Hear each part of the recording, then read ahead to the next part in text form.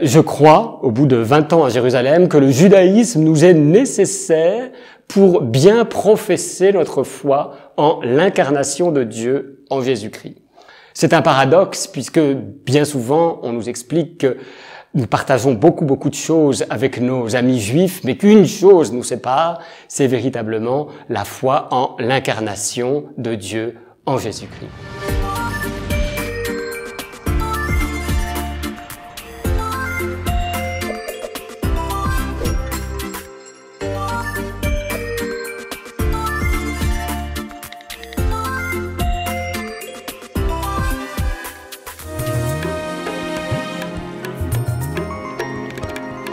Tout le milieu dans lequel Jésus évolue, Jésus lui-même, ses disciples et on peut dire les premières générations chrétiennes, est largement composé de juifs.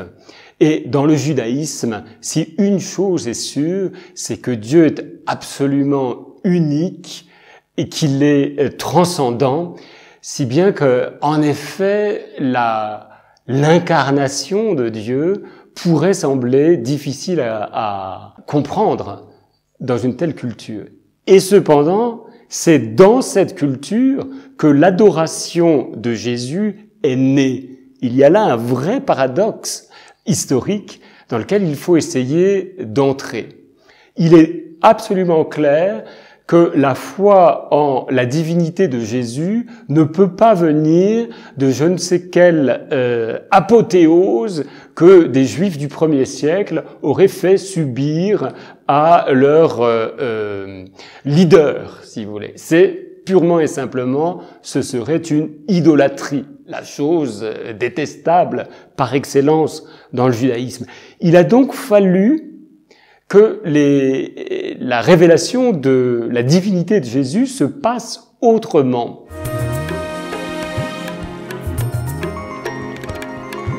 Alors d'abord, il faut commencer par rappeler que le Dieu d'Israël, celui auquel les disciples de Jésus, les Juifs du 1er siècle sont habitués, est à la fois un Dieu très transcendant, unique, dont le nom est rarement prononcé, qui a son temple entouré de silence à Jérusalem, mais c'est en même temps un Dieu proche. C'est le Dieu qui a donné sa parole dans la Torah. C'est le Dieu dont les lois règlent le moindre détail de la vie quotidienne. C'est le Dieu qui est venu au secours de son peuple, qui continue à nourrir l'espérance de son peuple.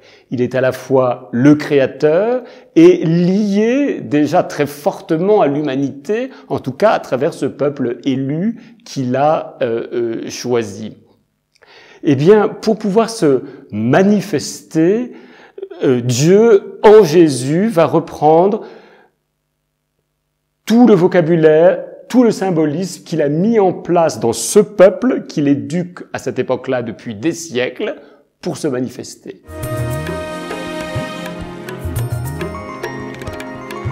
Et de fait, on va voir Jésus, tout d'abord, parler comme Dieu. Il va prononcer des paroles qui reprennent les paroles de Dieu. Nous nous rappelons tous dans l'évangile de Jean ces moments où dans ses dialogues, ses disputes avec ses contemporains, tout d'un coup, sa parole bute sur « je suis ». Si vous ne croyez pas que je suis, vous mourrez dans vos péchés. Mais enfin, qui es-tu? Par exemple, en se situant lui-même à la frontière du pur et de l'impur. S'il y a une chose qui manifeste l'action de Dieu dans le judaïsme à l'époque du Temple, c'est la séparation entre vie et mort, entre saint et profane, entre pur et impur. Et les règles de pureté qui gèrent la vie quotidienne ne sont pas là pour embêter les gens, mais pour préserver la sainteté du peuple élu. Lorsque Jésus fait ses guérisons, les évangélistes insistent par une espèce d'effet de zoom sur sa main, il tend la main et il touche la personne qu'on ne doit pas toucher, en principe, selon la loi religieuse. Il la touche et il la guérit. On est bien à la frontière entre le pur et l'impur, mais alors que pendant des siècles, on pensait que cette frontière devait être protégée de la contamination de l'impur, En Jésus, c'est le pur qui devient contaminant.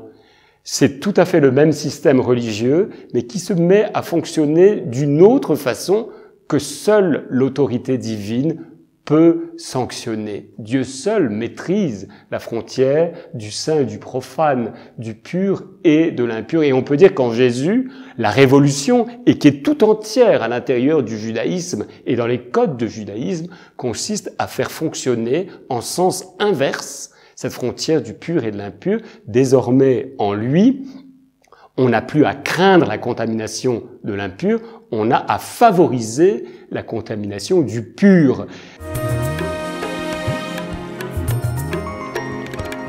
Et une des choses les plus éclatantes qu'il fait, c'est qu'il exorcise en son propre nom. À l'échelle de l'histoire des cultures, c'est quelque chose d'extraordinaire.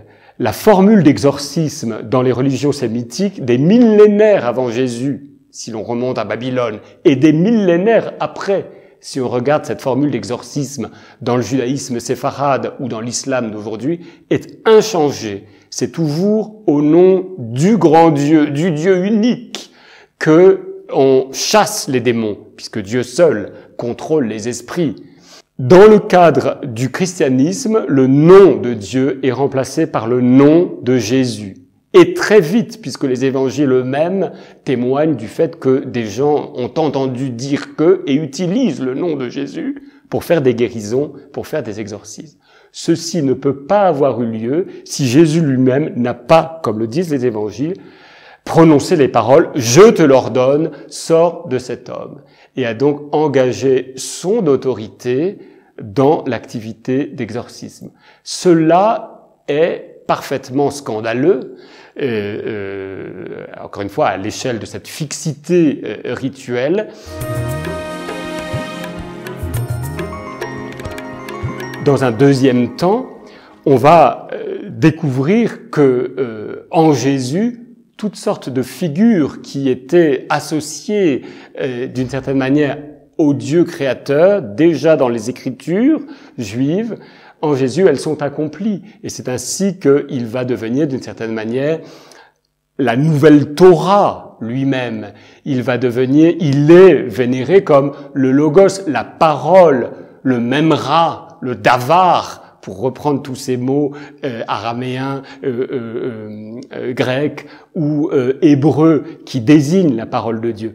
On va se rendre compte peu à peu que c'est ce Dieu qui se révélait depuis tant de siècles, qui, en Jésus, n'a plus seulement pris les apparences, si l'on peut dire, de la création et des créatures et de ce qu'elles pouvaient nous apprendre de lui, ne s'est pas contenté non plus de son incorporation dans le corps de lettres et de textes des Écritures, mais a voulu être plus clair que jamais, si l'on ose dire, en prenant carrément des cordes vocales, des dents, un palais mou, un palais dur, des poumons, tout ce qu'il fallait pour nous parler.